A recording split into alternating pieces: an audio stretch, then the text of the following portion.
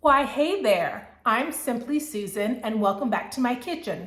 Now today, our dish is inspired by Alissa Nguyen's dish. I watched her short and she made this rice dish that required zero cooking at all. And I said, now how can I take that up a notch, make that high protein? In fact, this simple dish that takes literal minutes to make has 41 grams of protein, which is phenomenal to reach my protein goals, to reach our protein goals.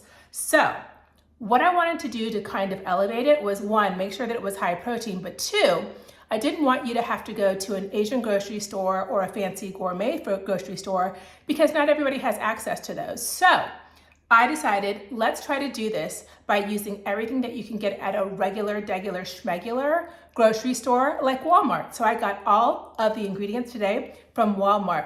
Are you ready? Let's get to making. 0, 1.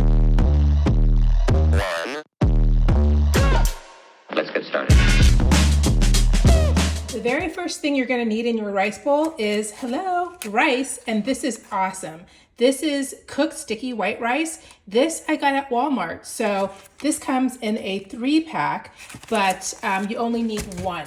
So I am going to actually take this and I'm going to put it in the microwave for 90 seconds because, like I said, no cooking. Now, as an alternative, if you're like, you know what, I don't want rice, I want something more low carb, or I want something more veggie or plant filled, then you can also use riced cauliflower. This is the Trader Joe's riced cauliflower stir fry. They also have an amazing plain and garlic riced cauliflower in the frozen section at stores like any store really, but I know that Aldi and Walmart definitely have them. So totally up to you. You can either use rice of your choice or cauliflowered rice. 90 seconds later, in goes the sticky rice. Now this has 6 grams of protein in it. This one little 1-cup serving. So who knew rice had so much protein? I certainly didn't know until today. Our next no-cook ingredient is either canned tuna, like this one here, or you can use canned chicken or canned salmon. And most of these cans are about 5 ounces and they have 30 grams of protein, which is amazing. Now for today, I got festive. I got these 2 seasoned tuna packets. I like tuna a lot. I like chicken and I like salmon too. But for today I said, ooh, look at this. I've tried this one. This one is the Bumblebee Spicy Thai Chili wild caught tuna. It's important that it's wild caught. We don't want farm raised people, but that has 15 grams of protein for this little, 2.5 ounce pouch. And then there's this wild caught tuna teriyaki that I've never tried that has 17 grams. So if you're counting, you've got 6 plus 15 plus 17, so that's 32 plus 6, 38 grams of protein already. We're actually gonna get 3 more in this dish, but yeah, so let's stick these 2 right on top and we'll taste test both of them.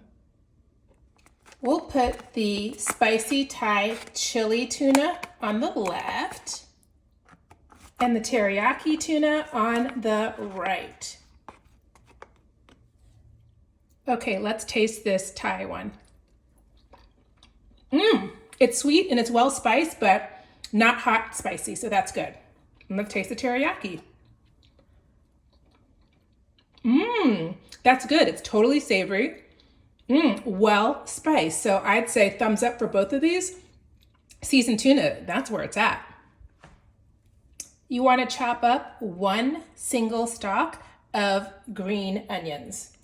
Okay, so that's easy. You know I'm a scissors girl. So just chop that up and put as much in there to taste. I used up all but this much. I think that's plenty. Some people call these things spring onions. What do you call them? Green onions, spring onions? But anyway, I used about that much in there. Next, we're gonna put in some kind of soy sauce and just a splash. So I usually like to use less sodium soy sauce, but you can also use tamari, which is great. And you can also use coconut aminos or liquid aminos. So totally your choice. You only need a splash. Here goes the splash. And that's all you need. Now, Alissa Nguyen, she used Kewpie mayo, but I'm going to use this light Hellmann's because Kewpie mayo does have a bit of sugar and a lot of fat. So I like to keep it a little bit lighter, but you can actually skip this if you are using, seasoned what is it called? Tuna or salmon or chicken. If you're not using seasoned protein, then you can just either spice it up or you can use extra soy sauce and extra hot sauce. But for this, let me tell you, she took off this thing and she did this. Zigzag, zigzag, zigzag, zigzag, zigzag. She did that and then zigzag, zigzag, zigzag, zigzag, zigzag again. So there was a ton. I'm not going to ziggity or zaggity. I'm going to do a couple of dots, okay? Okay, dot, dot, dot, and that's it. So that is a fraction of what she used because I don't know, I don't need it that creamy, and a little bit of mayo of your choice, it goes a long way. Also, if you don't want to use mayonnaise at all, you can also opt to use Greek yogurt or light sour cream. So you just need something to kind of up the creamy factor. Now you need a hot sauce of your choice. She used sriracha, but that's too spicy for me. So I like to use chili oil. And again, this didn't come from an Asian market. This came right from Walmart. So you can either use chili oil, which is yummy, but it is a lot less spicy, or you can use chili garlic sauce. And when I use this in dishes, I just use a little dab.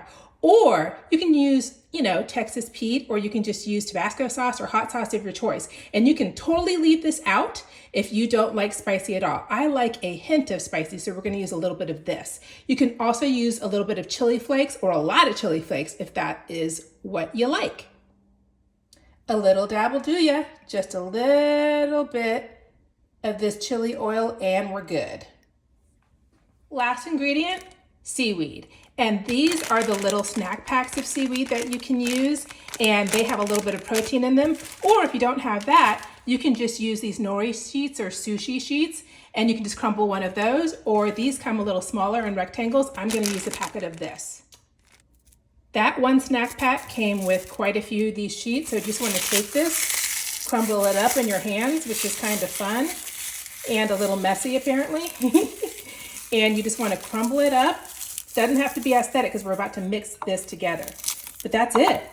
That is all you have to do. Clean counters, don't freak out, to make this gorgeous dish. All right, now let me tell you and teach you how to eat it. So to eat this dish, you just take this bowl and you just mix it up. So it's not that deep. Mix it up until everything is kind of evenly spread out and you have all the seasonings and all the seaweed mixed up. After you mix all the contents together in the bowl, it should look something a little like this. Now to eat it, you can do one of two things. You can just eat it plain as is, or you can take one of these little seaweed snacks, these little sheets, or if you have a large nori sheet, then just cut it up or tear it up. And then you just take a little bit of the mixture. You want to put it into the seaweed and then stick it in your mouth, okay?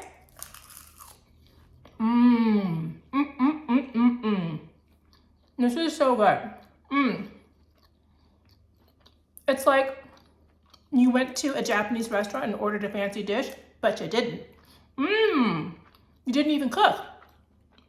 You just mixed. It's so good. How easy was this dish to make? It was so easy, and you can get the ingredients anywhere.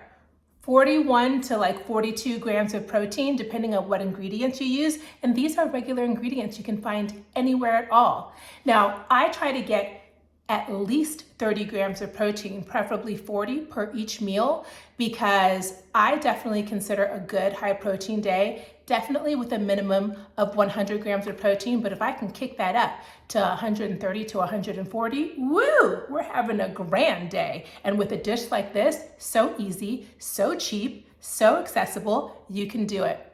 So I'm SimplySusan. If you haven't subscribed, please do. I'd love to see you because I make videos every single Sunday at noon, and I'd love you to join the fam. And as always, I love you and have a beautiful rest of your day. Bye. 0, 1. Let's get started.